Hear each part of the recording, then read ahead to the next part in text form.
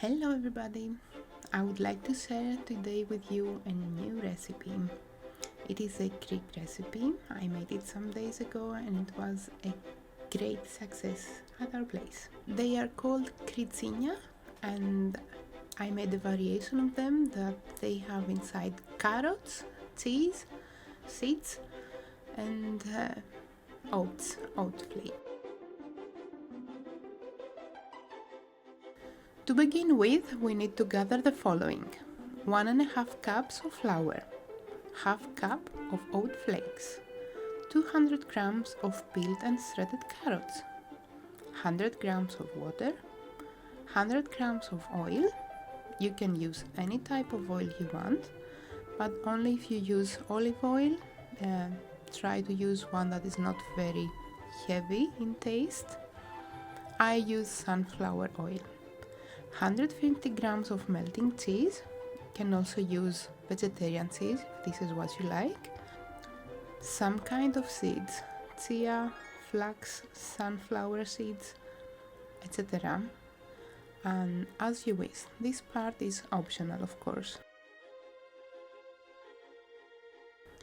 Kritsinia are very easy to do. They need very little preparation. You just gather all the things, you just make them as a dough, all of them, and then you just bake them. Super easy. But super easy doesn't mean they're not super tasty.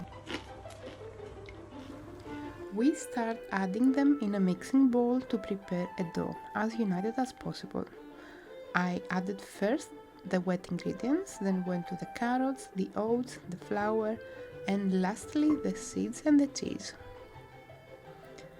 Very important, don't forget to add a little bit of salt if your cheese is not salty one, and a teaspoon of baking powder. After incorporating everything, you let it rest for some minutes. 10 minutes later. Now the fun part begins. You will have to remember all your hidden kindergarten Play-Doh skills and start rolling small lines of tasty dough. Try to make them as even as possible and line them on a cooking paper.